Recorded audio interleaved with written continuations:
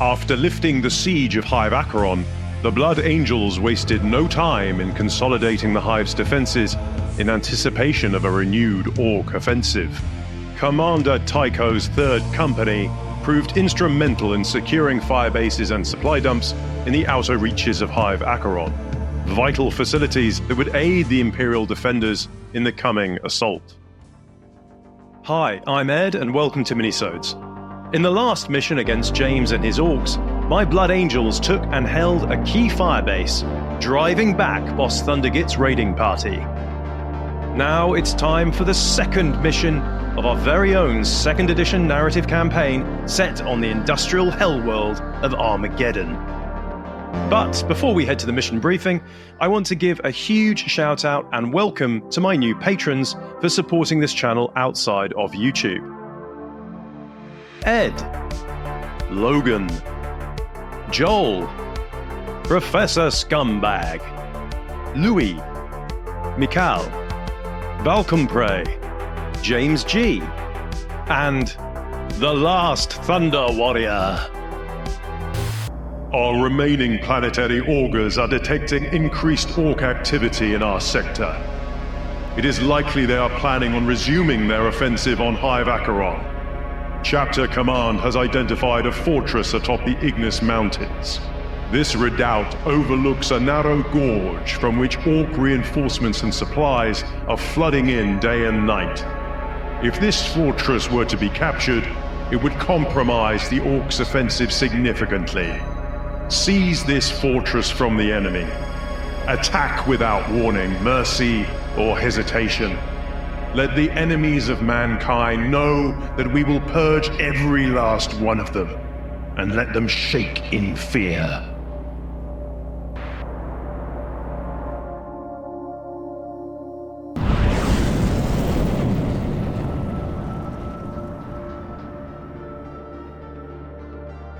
Today, we're playing a smaller game adapted from the 2nd mission of Storm of Vengeance, the only official campaign supplement released for 2nd edition. To keep things simple, there's no coherency or morale in this mission, and victory goes to the last player to have a model alive. This is the central hub of Fort Ignis. Upon hearing the thunderous quake of engines and gunfire as the intruders dispatched the Gretchen guards, Boss Killbagz ordered his lads to stand to. Spilling over tankards of fungus beer, the Orks gleefully grabbed their weapons and hunkered down in whatever cover they could find. I secretly chose my entry point, and James, unsure of what entrance the Blood Angels would breach, did his best to cover the doorways. On a 4+, James's Orks could also be placed on Overwatch.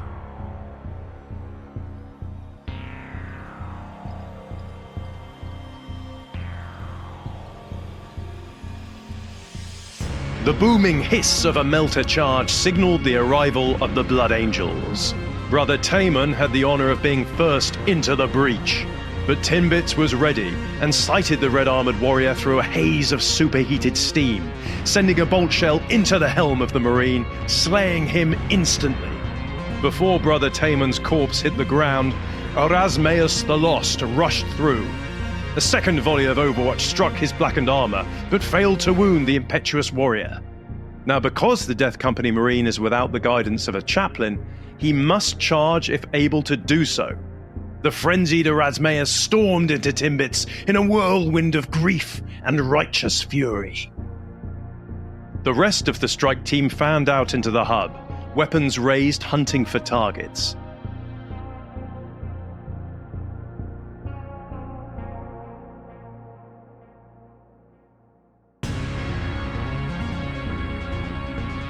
Then in stepped Brother Erasmus Tycho, resplendent in his golden armor.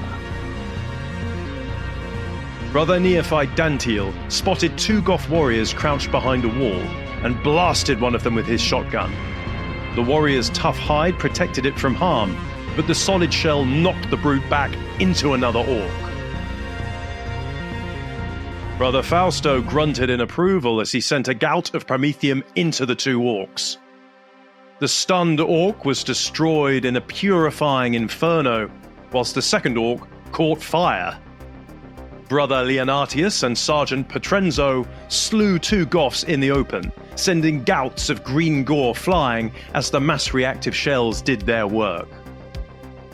Captain Tycho caught a glimpse of a Goth moving between the ruins, but only succeeded in turning a section of ferrocrete into gas with his melter gun. Erasmeus knocked the son of Horus to the ground and stamped the traitor's head into the floor, then rushed into the next Chaos Marine with a howl of anger. Sergeant Augustius welcomed this distraction and cleaved a Bad Moon in twain with his chainsword.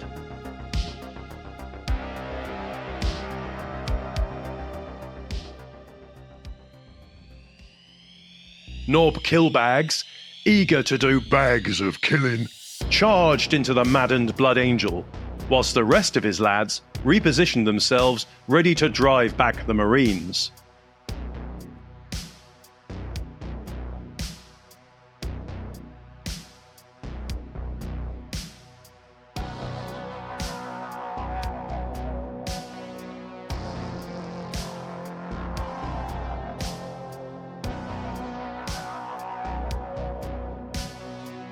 Ugrong Humiguts fancied Dantiel's shotgun and charged the neophyte. Skog and Tiefscar fired their bolt pistols at Sergeant Augustius, but failed to find their mark. Gutfist had been waiting days to try out his new gun and sent a stream of plasma into Brother Leonatius and Sergeant Petrenzo, hitting the warriors and rolling a 3 on the sustained fire dice. James rolled 2 wounds, but incredibly, the Marines' power armor shrugged off the superheated blasts. Honor your war gear, Brother Leonatius. Luckily for James, another sneaky git had the Marines in the iron sights of a plasma gun. Unluckily, he missed. 2 more Orks were unable to bring the implacable warriors down. Seeing the destructive power of Fausto's flamer, a Bad Moon behind some crates blasted erratically in his direction. Killbagz and the Death Company Marine traded blows, but Erasmeus was unable to breach the arch-heretic's armor. Ugrong Humiguts' enthusiasm had gotten the better of him, and he fumbled spectacularly. Dantiel gave the foolish orc the full benefit of his martial training. Brother Fausto nodded in approval once more.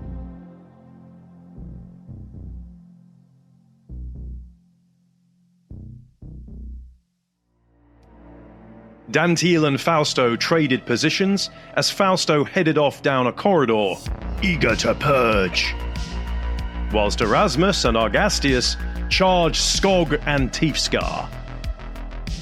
Brother Fausto found exactly what he was looking for and sent a torrent of fire down the corridor, turning one orc to ash and setting another aflame.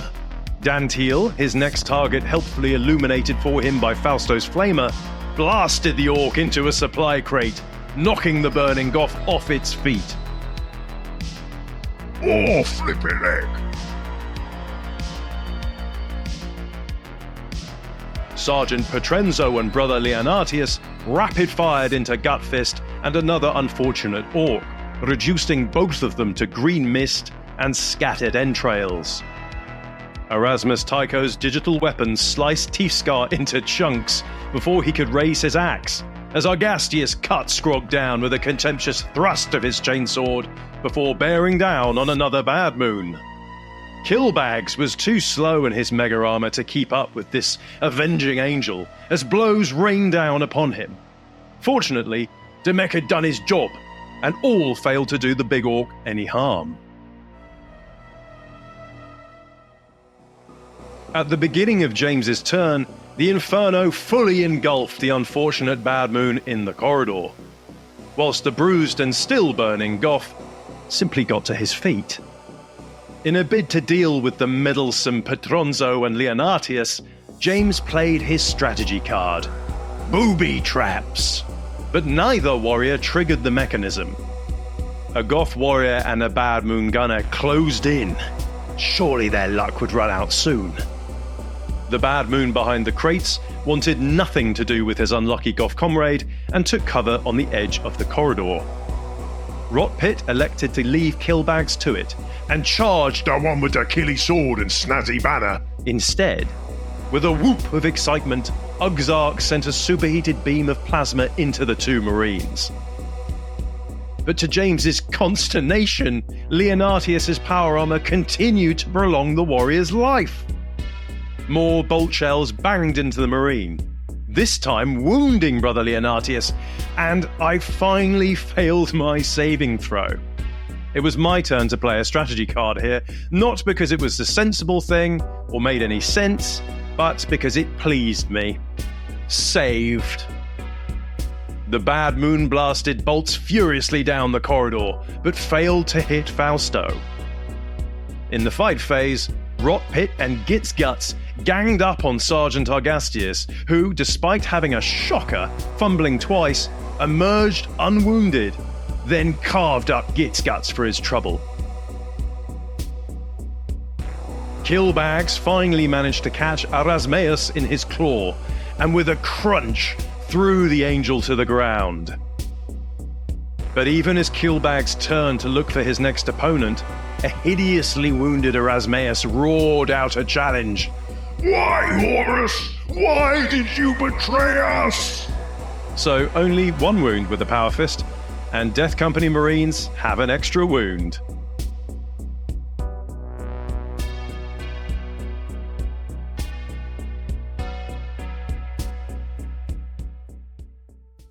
In the Blood Angel's turn, Erasmus waded in to aid Erasmeus as Leonatius circled Rotpit, chainsword idling.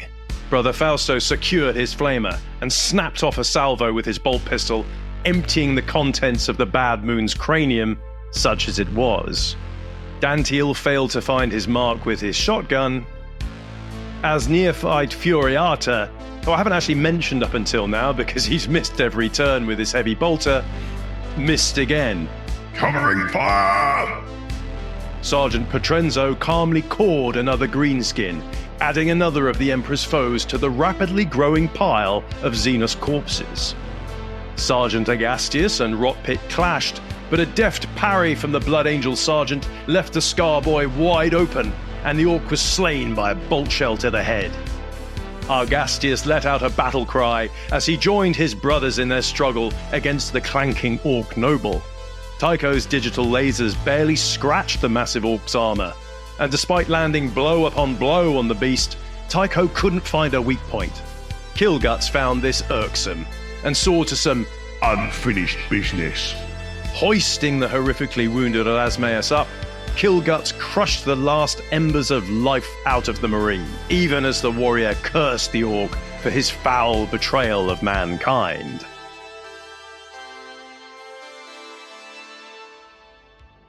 In the Orc turn, James's heroically wounded Goth finally realized he should have died about 3 turns ago.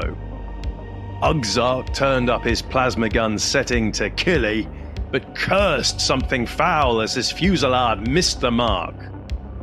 And the Orc behind the wall couldn't hit a barn door. Killguts and Tycho continued their duel. The digital lasers proved nothing but a nuisance, and although Tycho rolled terribly here, re-rolling for hatred and his high weapon skill meant he continued to rain ineffective blows down on the armoured Orc. Argastius managed to score his chainsword along Killguts' prized mega armor, but a mere AP1 was not enough to harm the lumbering Orc.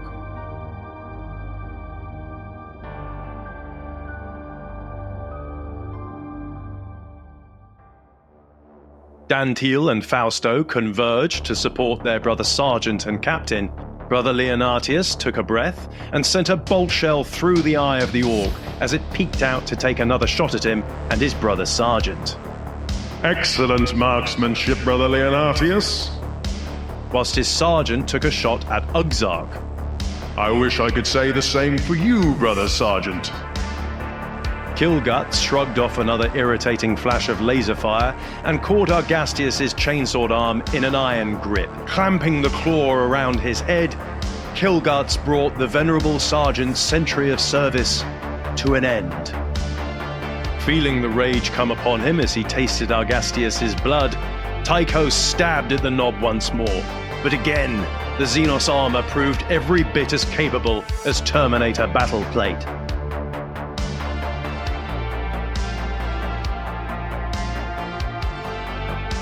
Leonatius and Petrenzo kept Uxark's head down, whilst Tycho redoubled his efforts. Like his Primarch before him aboard the Vengeful Spirit, he searched for a weak point on the mighty foe. James had 4 saves to make, each at AP2. And at last, Killguts, leader of the Orkish garrison of Fort Ignis, fell.